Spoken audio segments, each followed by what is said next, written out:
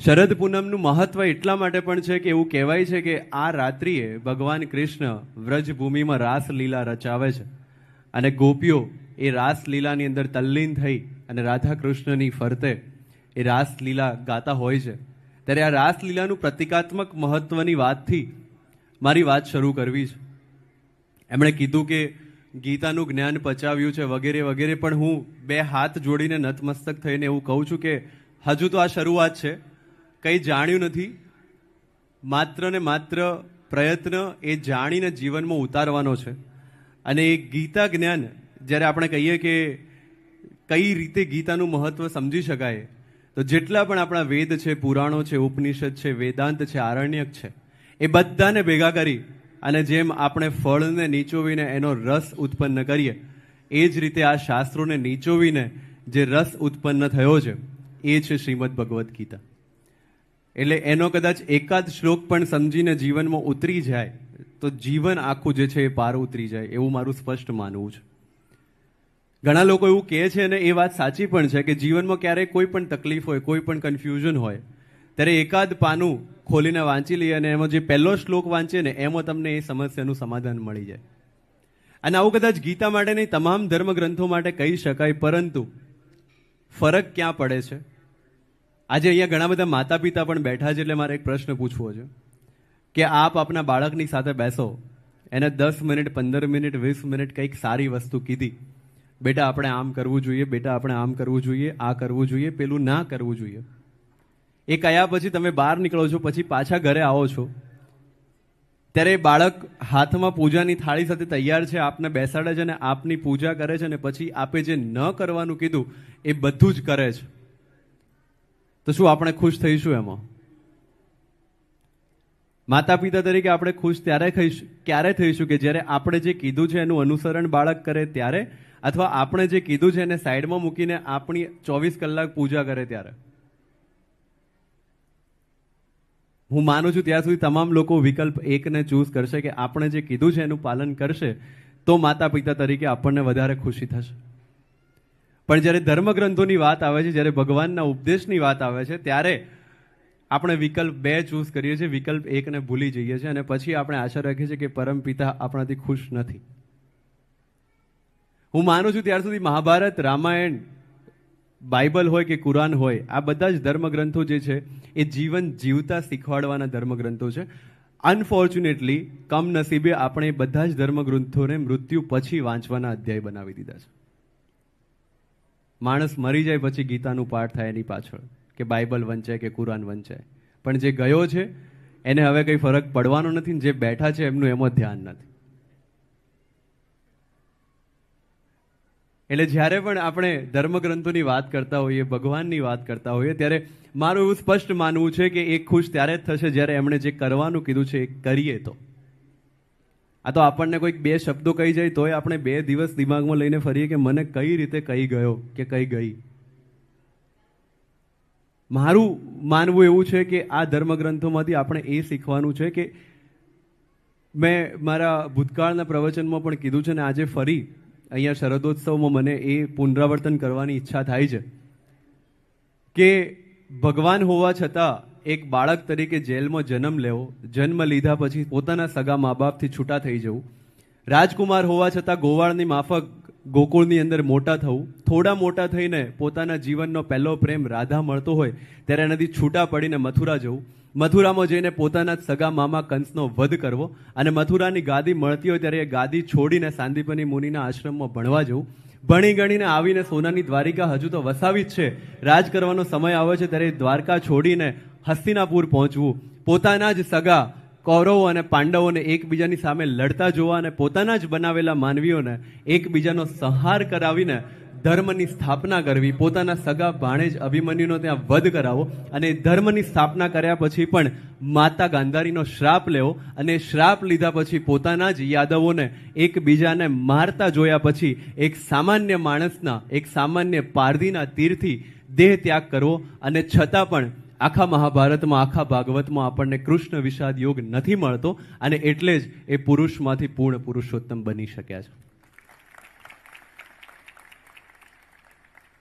અને મને આ વ્યક્તિત્વ, આ પ્રતીક આ કૃષ્ણ એટલા માટે ગમે છે કારણ કે બીજો કોઈ ભગવાન કે બીજો કોઈ આરાધ્ય કે બીજો કોઈ ઈષ્ટ આપણને નાચવા ગાવાનું, વાંસળી ફૂંકવાનું કે રાસલીલા રચવાનું કહેતો જ નથી. તમામ લોકો મૃત્યુ પછીની વાત કરે છે. આ એક જ ભગવાન છે કે જે જીવન કઈ રીતે જીવવું એની વાત કરે છે. અને એના ઘણા બધા સ્વરૂપો છે. આપણી પાસે બાલકૃષ્ણ છે, આપણી પાસે યુવાન કૃષ્ણ છે, આપણી પાસે રાજાધિરાજ કૃષ્ણ છે, આપણી પાસે મીરા જેની આશિક છે એ કૃષ્ણ છે, અને આપણી પાસે રાધાના પ્રેમમાં જે દીવાનો છે એ કૃષ્ણ છે. અને એટલે એના અખિલ સ્વરૂપોમાંથી આપણે કદાચ કોઈ એક સ્વરૂપને પણ પામીએ, કારણ કે એક જ પામી શકાય છે. સુરદાસનો કૃષ્ણ ક્યારેય મોટો થયો નથી અને મીરાનો કૃષ્ણ ક્યારેય નાનો હતો નહીં. એ દરેકનું એક સ્વરૂપ છે, જે સ્વરૂપે એમણે કૃષ્ણને પૂજ્યા છે અને કૃષ્ણને પામ્યા છે. અને એટલે એ પૂર્ણ પુરુષોત્તમના માત્ર એક અંશથી પણ જો સાક્ષાત્કાર થઈ જાય તો કદાચ બેડો પાર ઉતરી જાય. પરમ પૂજ્ય માધવપ્રિય દાસ સ્વામીજીએ બહુ સારું ઉદાહરણ આપ્યું કે ઘડો જે છે એ પાણીની અંદર જતો રહે તો પાણી, સમંદરના પાણીમાં અને ઘડાના પાણીની વચ્ચે એક ઘડો છે, એક શરીર છે. પણ એ શરીર જ છે જેના કારણે આપણે પરમ પ્રાપ્તિ સુધી પહોંચી શકીએ. શરીરમ ખલુ ધર્મ સાધનમ આપણા વેદોએ કીધું છે. એ શરીરનો ઉપયોગ કરીને જ એ ભજન માર્ગે ચાલીને જ આપણે ચાલવાનું છે. પણ કન્ફ્યુઝન ક્યાં આવે છે? ખબર બધી છે, થતું નથી. અને થવા માટે આ પ્રકારના કાર્યક્રમ, આ પ્રકારનો સત્સંગ, સંતોનો સત્સંગ અને ભક્તિભાવ જરૂરી છે. મારા માટે એ માત્ર એક સાધન છે પોતાના મનને એકાગ્ર રાખવાનું, એકચિત્ત રાખવાનું. ત્યાંથી જ ભક્તિભાવની શરૂઆત થાય છે. હું વંદન કરું છું તમામ લોકોને કે જેમણે સંસારનો ત્યાગ કર્યો અને ધર્મની સ્થાપના માટે, ધર્મના સંવર્ધન માટે પોતાનું આખું જીવન અર્પી રહ્યા છે. પણ એક સામાન્ય માણસના જીવનમાં પ્રશ્ન એ થાય કે અમારે પ્રાપ્ત કરવું હોય તો સંસાર છોડ્યા વગર. પણ આપણી પાસે એવા પણ ઘણા બધા ઉદાહરણ છે. આપણી પાસે કબીર છે. એ કબીર ક્યાંય કોઈ યુનિવર્સિટીમાં ગયા નથી, એમણે સંસારનો ત્યાગ ક્યારેય કર્યો નથી. એનાથી વધારે સારું ઉદાહરણ છે રાજા જનક, કે જે પોતે છે રાજા, પરંતુ પાછળથી ત્રેતા યુગમાં જ્યારે કૃષ્ણ ભગવાને અર્જુનને ગીતા સંભળાવી એના પહેલા સતયુગમાં અષ્ટાવક્રએ જનકને અષ્ટાવક્ર ગીતા સંભળાવી છે. એ સંસારીને સંભળાવી છે. તો એનો મતલબ એ છે કે જનક થવા માટે એનું તમામ અભિમાન, એના રાજની ઈચ્છા, તમામ એની એષણાઓ, ઈચ્છાઓ, આકાંક્ષાઓ મૂકી દેવી પડે. સામાન્ય માણસની જેમ હળ જોતરવા પડે, જમીન ખેડવી પડે અને સીતા જેવી દીકરી પણ પ્રાપ્ત થાય અને અષ્ટાવક્ર પાસેથી ગીતા પણ પ્રાપ્ત થાય. પણ એ રાજા થઈને હળ જોતરવાનું કામ કરવું પડે. કહેવાનો મતલબ એ છે કે આપણને આપણા પરમ પૂજ્ય સદગુરુ સંતો જે ઉપદેશ આપે છે એ ઉપદેશનું જો 1% પાલન કરવામાં આપણે ફોકસ કરીએ. અહીંયા બેઠેલા તમામ માતા પિતાને ચિંતા હશે કે 10 વર્ષ 15 વર્ષ પછી મારું બાળક શું કરશે. લાવો મને અત્યારથી મહેનત કરવા દો, ભેગું કરવા દો, એફડી કરવા દો, સેવિંગ એકાઉન્ટમાં પૈસા જમા કરવા દો. મને એમ કહો આજથી 10 મિનિટ પછી, અત્યારે 10 મિનિટ પછી શું થવાનું છે આમાંથી કેટલાને ખબર છે? ચિંતા આપણે 10 વર્ષ પછીની કરીએ છીએ. અને એ ચિંતા કરવામાં, બાળકના ભવિષ્યની ચિંતા કરવામાં, બાળકના ચારિત્ર્યની ચિંતા કરવાનું આપણે ભૂલી જઈએ છીએ. સદભાગ્ય છે કે ગુરુકુળ જેવી સંસ્થાઓ છે કે જે હજુ પણ આ કાર્ય શિક્ષણની સાથે થઈ રહ્યું છે, કે જ્યાં માત્ર શિક્ષણ નહીં પણ મૂલ્ય શિક્ષણ આપવામાં આવી રહ્યું છે.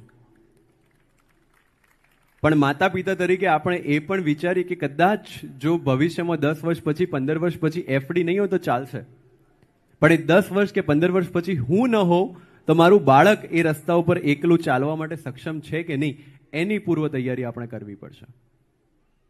મારા ઘરમાં મારા મમ્મી પપ્પા પાસે ફૂટી કોડી પણ નહોતી મને ભણાવવા માટે. એમણે ક્યારેય મને પૂછ્યું નથી કે તારે શું ભણવું છે ને ક્યાં ભણવું છે. મેં કીધું છે કે મારે આ કરવું છે ને એમણે કીધું કે તું કર. આજે આપણે 2 ફૂલ છોડ લાવીએ, એક વરંડામાં ઉગાડીએ અને એક રસ્તા પર ઉગાડીએ. થોડી થોડી કાળજી બંનેને આપીએ અને પછી બધું ફોકસ વરંડાવાળા ઉપર શિફ્ટ કરી દઈએ અને 10 વર્ષ પછી એ છોડમાંથી ઝાડ થઈ જાય અને પછી તાવતે જેવું એક વાવાઝોડું આવે તો કયું ઝાડ બચશે અને કયું પડશે? જે રસ્તા પર છે એ બચશે, જેને બહુ કાળજી આપી છે એ પડી જશે, કારણ કે એને ટાઢ, તડકો અને છાંયડો જોયો નથી. જ્યારે બહાર રસ્તા ઉપર જે ઉગ્યું છે એ ઉગેલું રહેશે, કારણ કે એણે જીવનની તમામ સમસ્યાઓ જોઈ લીધી છે. એનું બેસ્ટ એક્ઝામ્પલ એ છે મહાભારતમાંથી કે જ્યારે અશ્વત્થામાને આટાનો ગોળ પીતા જોઈને ગુરુ દ્રોણ દોડ્યા દોડ્યા કૌરવ સભામાં પહોંચી જાય છે કે મારા દીકરાને બધા સુખ આપો, મારી સેવા હું કુરુરાષ્ટ્રને સમર્પિત કરું છું. એ વખતે અશ્વત્થામાને આટાનો ગોળ પીતો જોઈને ગુરુ દ્રોણે પોતાનો તમામ વેલ્યુઝ સંસ્કાર સાઈડમાં મૂકી અને કૌરવ સભાને આશ્રિત થઈ ગયેલા પોતાના બાળકની ભવિષ્યની ચિંતા કરીને એની જગ્યાએ જો એ આટાનો ગોળ પીને સંતોષ કઈ રીતે માનવો એ અશ્વત્થામાને શીખવાડ્યું હોત તો કદાચ મહાભારતનો ઇતિહાસ અને ગુરુ દ્રોણનો ઇતિહાસ અલગ હોત.